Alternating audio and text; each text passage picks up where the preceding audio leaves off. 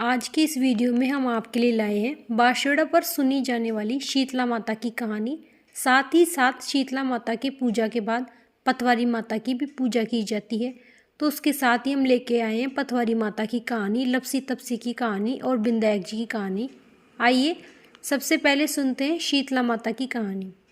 चैत्र का महीना आया। चैत्र के कृष्ण पक्ष की अष्टमी को शीतला माता ने सोचा चलो गांव में चलते हैं। शीतला माता बुढ़िया माई को वेज बनाकर गांव में आ गई, लेकिन पूरे गांव में चूल्हे जल रहे थे, खाना बन रहा था। माता सबके घरों में झांकती हुई गांव के बाहर चली गई।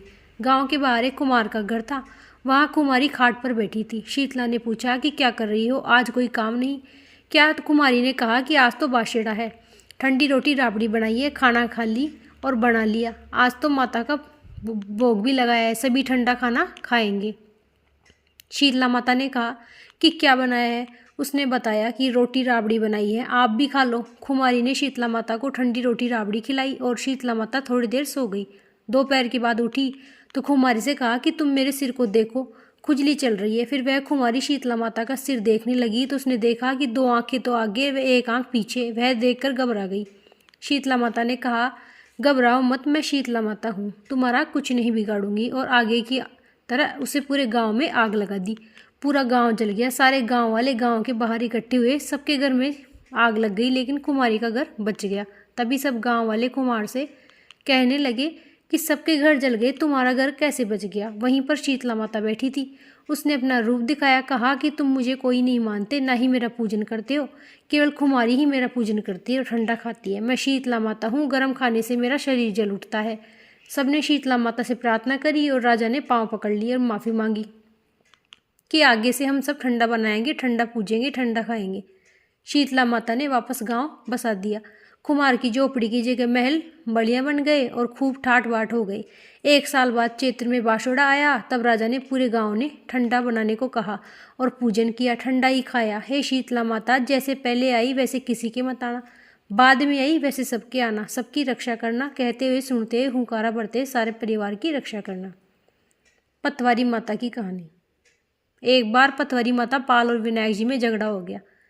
सब आपस में स्वयं को बड़ा बताने लगे।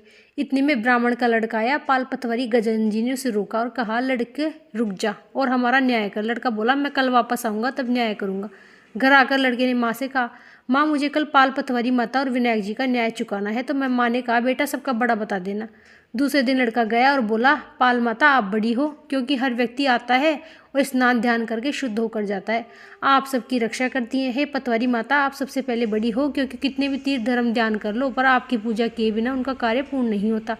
आप जीवित को भी तारती हैं, मरने के बाद भी उद्धार करती हैं। पतवारी माता पद की रानी, इसलिए आप बड़ी हो। अब विनायक जी से लड़का बोला सबसे पहले शुभ काम में आपको ही मनाया जाता है, आपको ध्याय बिना कोई काम सिद्ध नहीं होता, इसलिए आप तो बड़े हो। पाल माता पतवारी माता विनायक जी ने भगवान ने लड़के की चतुराई से प्रसन्न होकर बोले लड़के तुमने तो हम सबको ही बड़ा कर दिया और उसको सुखी रहने का आशीर्वाद दिया। थोड़ी देर से जौ के दाने और उसके अंगोछे में डाल दिए। लड़का सोचने लगा यह तो घाटे का सौदा रहा, सारा दिन खराब करके न्याय किया, इतने से जो मिले। उदास मन से घर आकर अंगोछा एक कोने में डाल दिया। माँ ने अंगोछा उठाया तो उसमें से हीरे मोती बिखरे। तो माँ बोली बेटा न्याय करके क्या लाया?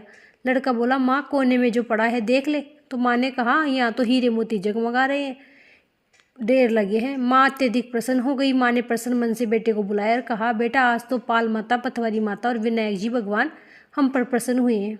माँ व बेटे बहुत खुश हुए। हे पाल माता पतवारी माता विनायक जी भगवान, जैसे उस लड़की को दिया वैसे सबको देना, कहानी कहने वाले सुनने वाले हुकारा भरने वाले सबको देना, धन्य दान बनाए रखना। लपसी तपसी की कहानी। एक तपसी था एक लपसी था। एक तपसी था लपसी था, भगवान की तपस्या तपसी करता। लपसी सवा शेर की लापसी बनाकर भोग लगाकर जीम लेता। एक दिन दोनों लड़ने लगे। लपसी बोला मैं बड़ा और तपसी बोला मैं बड़ा। इतने में नारद मुनि आए, बोले तुम क्यों लड़ रहे हो? लपसी ने कहा कि मैं बड़ा हूँ और तपसी ने कहा कि मैं बड़ा हूँ। तपसी बोला मैं सारे दिन भगवान की पूजा करता हूँ इसलिए मैं बड़ा हूँ। तो लपसी ने कहा मैं तो रोज भगवान का भोग लगाता हूँ इसलिए तो मैं बड़ा हुआ। यह सुन नारद जी ने कहा कि मैं तुम्हारा फैसला कल करूंगा। दूसरे दिन लपसी तपसी नहाकर आए तो नारद जी ने 1.25 करोड़ की अंगूठी चुपके से उनके सामने फेंक दी। लपसी ने उस अंगूठी को देखा, उस पर ध्यान नहीं दिया। फिर तपसी तपस्या करने बैठा तो उसे अंगूठी दिखी, उसने अपने घुटने के नीचे दबा ली। और तपस्या करने लगा। लपसी तपसी बनाकर उसका भगवान के भोग लगाकर जीवनी बैठ गया। इतने में नारद जी आए, तब दोनों से पूछा कि कौन बड़ा। फिर तपसी ने कहा कि मैं बड़ा। नारद जी बोले तेरा घुटना उठा। उसने घुटना उठाया तो उसके नीचे 1.25 करोड़ की अंगूठी निकली। तब नारद जी बोले कि ये अंगूठी तूने चुराई है, तुझे तेरी तपस्या का फल नहीं मिलेगा। तब तपसी बोला, हे नारद मुनि, मेरा ये दोष कैसे दूर होगा। नारद जी ने कहा कि कोई रोटी बनाकर बाट नहीं बटाया तो फल तुझे मिलेगा, ब्राह्मण जिमाकर दक्षिणा नहीं दी तो फल तुझे मिलेगा, साड़ी दे के ब्लाउज नहीं दिया तो फल तुझे मिलेगा, दिया से दिया जलाए तो फल तुझे मिलेगा, सब व्रत्यवान की कहानी सुनने के बाद तेरी कहानी नहीं सुनी तो फल तुझे मिलेगा। तब से लपसी तपसी की कहानी सभी कहानियों के बाद सुनी जाती है। कहानी सुनने के बाद ऐसे कहें, लपसी को फल लपसी ने, तपसी को फल तपसी ने हो जो, मारी खानी कथा को फल माना हो जो। वृंदायक जी की कहानी। एक बुढ़िया माई थी, अंधी बुढ़िया माई थी। उनका पति बेटा बहू थे। वे बहुत गरीब थे। बुढ़िया माई के प्रतिदिन गणेश जी की पूजा करने का नियम था। एक दिन गणेश जी भगवानों से प्रसन्न हुए और बोले, बुढ़िया माई तेरी पूजा से मैं प्रसन्न हूँ, अवर मांग। तब बुढ़िया माई बोली, हे कृपा सिंधु महाराज, गणपति महाराज, मुझे तो मांगना ही नहीं आता। तब भगवान गणेश जी बोले, तेरे बेटे से पूछ ले। बुढ़िया माई बेटे से पूछी तो बेटा बोला, धन मांग ले। बहू से पूछी तो बहू बोली, माँ बेटा पोता मांग लो। माई ने सोचा ये दोनों तो अपने बतले मतलब का मांग रहे हैं, क्यों ना मैं पड़ोसन से पूछूं। पड़ोसन से पूछा तो पड़ोसन बोली, तू क्यों धन मांगे, क्यों पोता मांगे, तू अपने लिए दीदा घोड़ा मांग ले। तब बुढ़िया माई घर आई और सोचा कि ऐसी चीज़ मांगूं जो बेटा वो भी खुश हो जाए और अपना काम भी हो जाए। दूसरे दिन गणेश जी भगवान आए और कहने लगे, माई कुछ मांग। तब बुढ़िया माई बोली, दीदा घोड़ा देवो, सोने के कटोरे में पोते को दूध पीता देखूं, अमर सुहाग देवो, निरोगी काया देवो, सभी को सुख देवो। तब भगवान गणेश जी बोले, माई तूने तो मुझे ठग लिया, सब कुछ मांग लिया और कहती है मुझे मांगना नहीं आता, पर ठीक है सब ऐसा ही हो जाए। और तथास्तु कहकर भगवान गणेश जी अंतर ध्यान हो गई। बुढ़िया माई के सब सुख हो गए। गणेश जी भगवान जैसा बुढ़िया माई व उसके परिवार को दिया, वैसे धन सब भंडार सबके भरना। जय श्री राधे।